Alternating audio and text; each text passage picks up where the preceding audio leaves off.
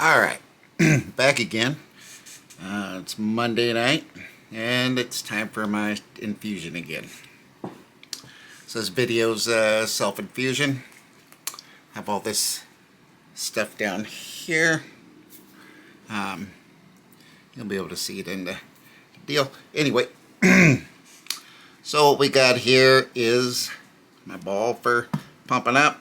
Tape's already sliced over here, cut up, ready to go. Tegaderm, alcohol swabs, gauze, saline flush,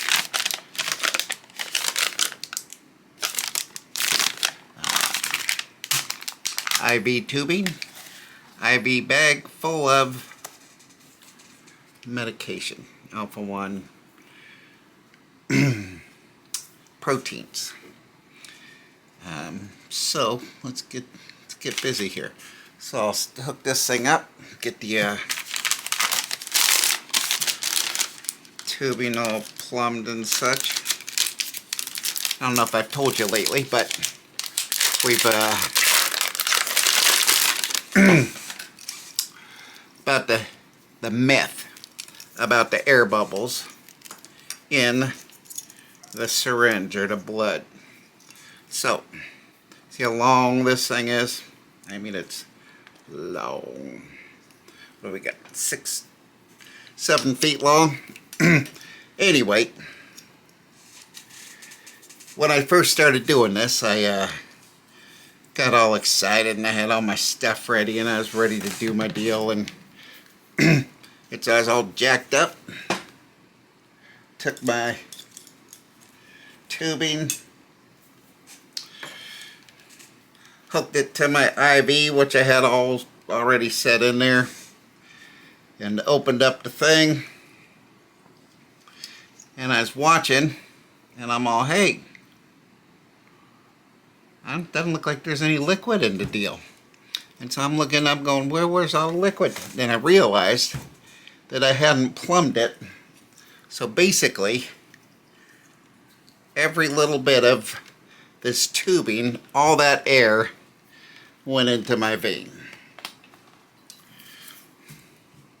Nothing. I'm here to tell you about it. I see that happening, stopped. I go, well, maybe I'll die. Maybe I won't. But the nurse who was teaching me to do it and who'd done it before said, nah, you don't have to worry about the air bubbles.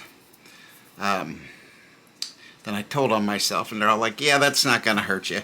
But if you took like the 50, so basically 10 times this size of a syringe, and you pushed all that air in there, then you'd get a huge air bubble in your heart, which would stop it from beating, and that could be a problem, I guess.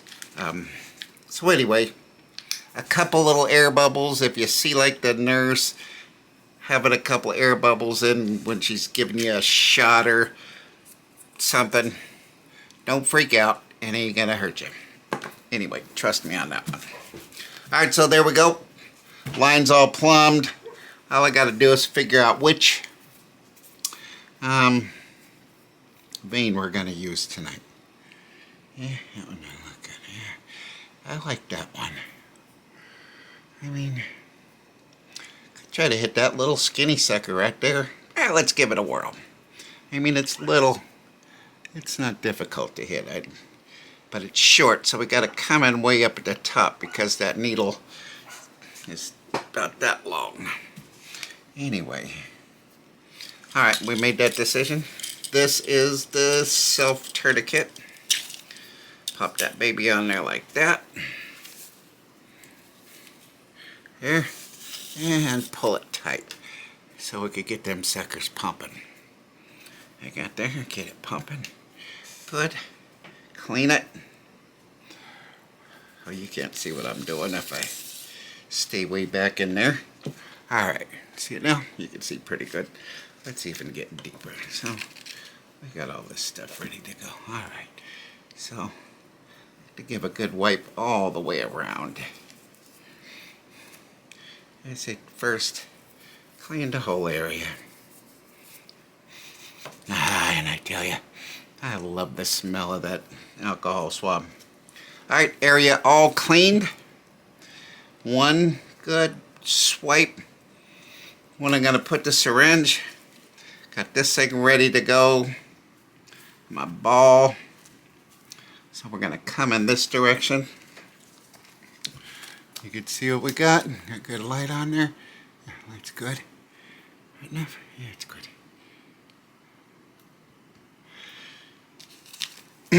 Alright, I can see it. Hopefully you can. Yeah, we could tighten it up a little bit. Let's see. For the money shot. Alright. How's that? Yeah, it's good shit. So, just going to jam this right here. Doesn't hurt much. There's a little blood. There we go. So far, so good. There we go. All the way up in there. And pop this thing off. So this is a funny one. A little piece of tape across there. Pull this one. Get that right there like that. And so we can pull that. And go on there. Let's see if it's working. Pull. Blood. Good deal. So I'll just push that whole thought in. I can feel it. Feeling a little chilly cold.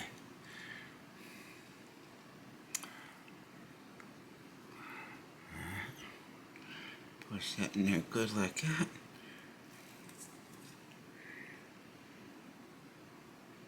See, quick and easy. Now, if you're thinking about doing this yourself, you just see, it's not difficult at all.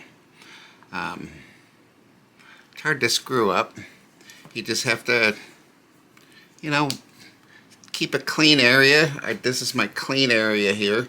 I keep cleaning. I clean my hands really good with some fancy disinfecting soap when I start, and then I use my hand sanitizer as I touch other stuff as I go along. So, just to keep everything clean. I mean, you can wear the gloves, but I'm telling you, I think the gloves are more for keeping the nurses safe rather than you safe.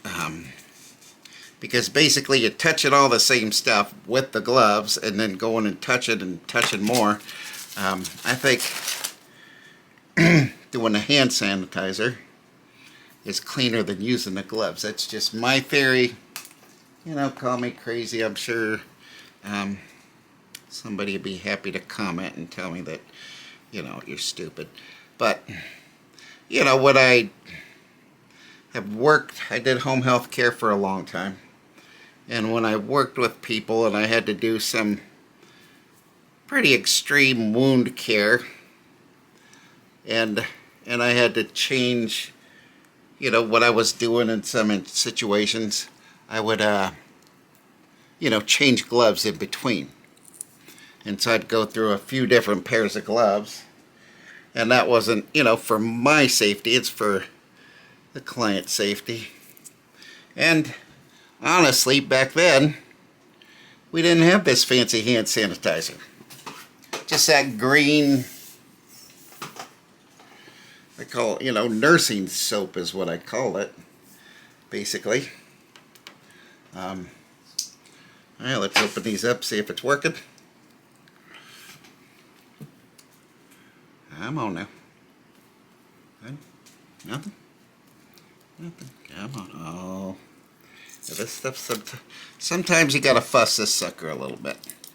Get it all happy and about going. Come on.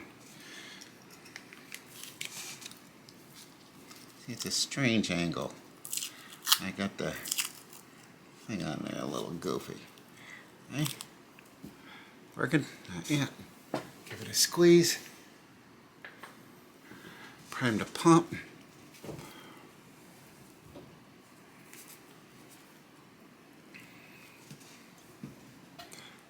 I go. I just gotta fuss it about. Find the right angle. And that's it right there. It's a dripping up there real good. Widen that up. Alright, got the drip going. This is what I do too when while the drip's going. I'll take this thing, wind it up. I have one little piece of tape left and get that sucker ready so it'll just be able to pop it right on there. And that's it. No fuss, no muss. Last week, made a mess. This week, quick and easy. Even went for a kind of a tricky one. So, alright, till next week. Hang in there. And thanks for watching. If you want to see anything else, please, put some comments down at the bottom of the thing there. So, peace out.